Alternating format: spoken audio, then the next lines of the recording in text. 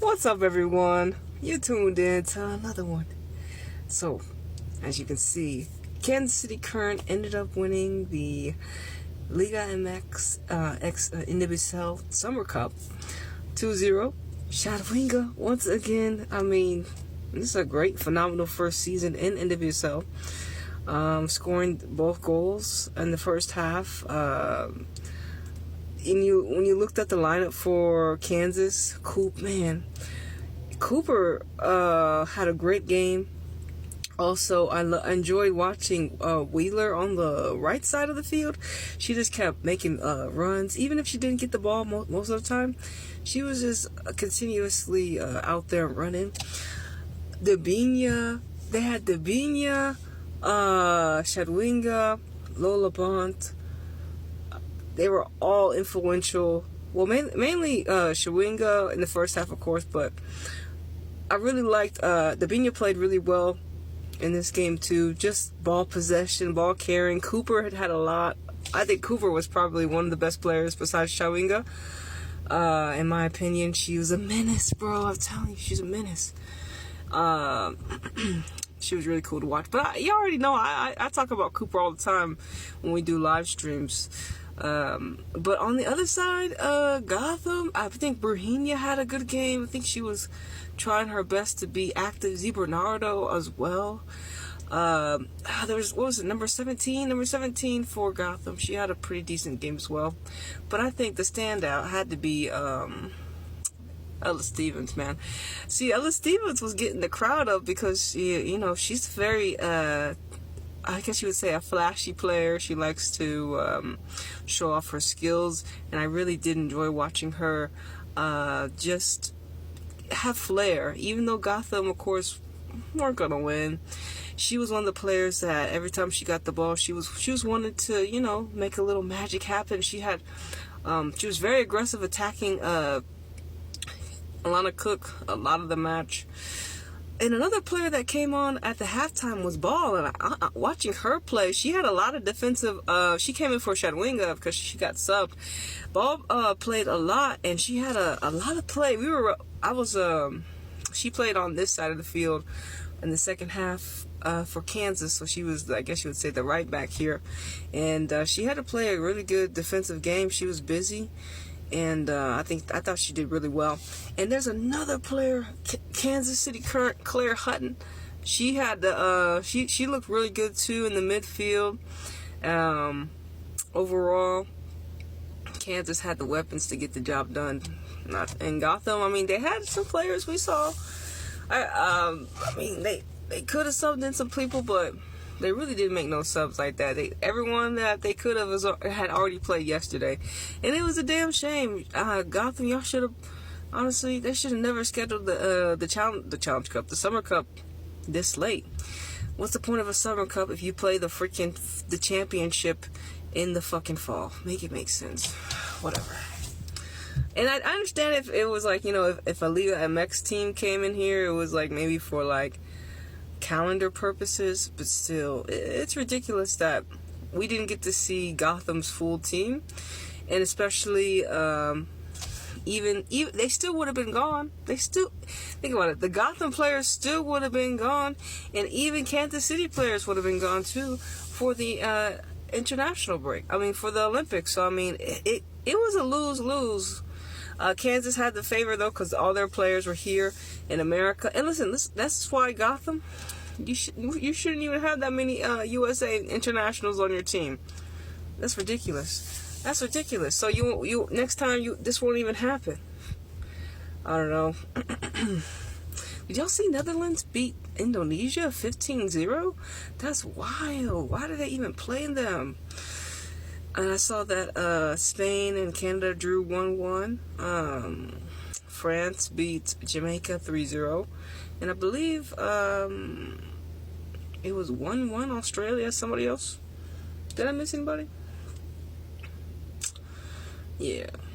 But that 15-0 scoreline, Indonesia. Hopefully they never play the Dutch anytime soon. Are the Dutch back? Are they going to be performing well in Europe?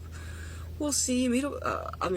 It's Indonesia. I don't even know how that got down. So, But as you see, look at these stats, y'all. 11-11. Okay. 2 shots on target, so both of them were poor.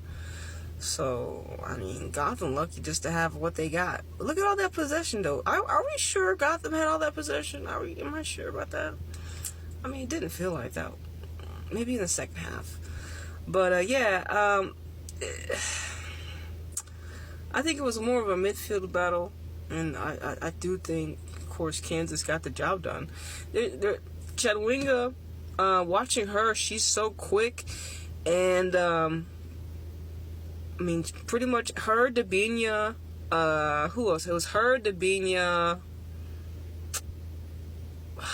Was it Low? I'm trying to figure out, but mainly, I know, her, Dabinia, Chadwinga, Dabinia, and Cooper. That was Kansas City. That three, they did a really good job. And, Chadwinga, Dabinia, and Cooper. That was the 3 that pretty much got Kansas to win.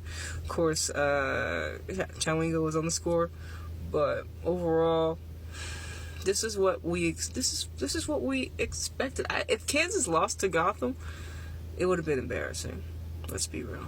Let's be real. I'm like, Kansas, how y'all not beat Gotham without?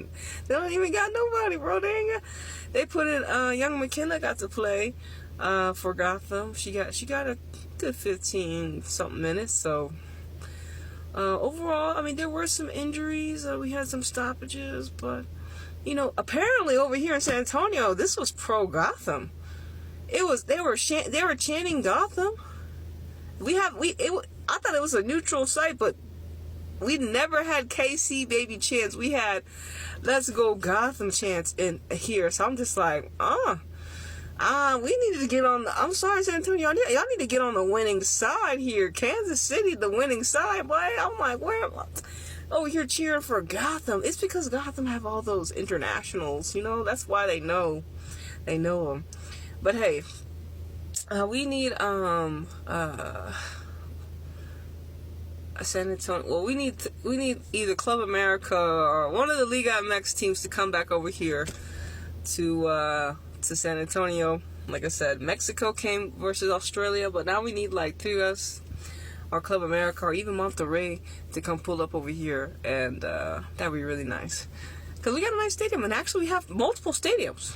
And speaking of, San Antonio apparently will be having a MLS Next Gen Pro team, or Next Gen Pro team, whatever, Next Gen team for the men's side. So I thought that was really good that they know that they have a big Mexican market over here, and the fact that they say a lot of Mexican, I guess, a lot of Mexican dual citizens have homes in San Antonio. San Antonio is a very, very Hispanic, Mexican populated geographical location. Okay, and don't forget, Texas used to be Mexico, so it makes sense. I always say this, but MLS is interested, is going to have an MLS team, Next Gen Pro team here. And like I said, we already have the San Antonio Athenians over here, and I think maybe soon, later down the line, San Antonio could have a professional female team. We got the stadiums for the ladies, and I mean, we don't really have that many sports teams, so we'll see what happens in the future. But anyways, Kansas City Current to Gotham 0. That was the final. And like I said, at this stadium here in San Antonio, they don't allow you to bring in a lot of stuff like these other stadiums that I see based upon, what we were watching on TV. San Antonio is very strict, unfortunately. They don't allow a lot of things that these other stadiums do, and I do think if they want to improve the atmosphere, they're going to have to be lenient on some of these things, because I feel like we're intelligent human beings to be able to be in control of, not acting a fool at the football stadium. But yeah, San Antonio is very strict on what they can bring in. We can bring in and bring out, and that's another thing that's different, to other stadiums, around the world. So maybe San Antonio, y'all can ease up a little bit. But anyways, deuces.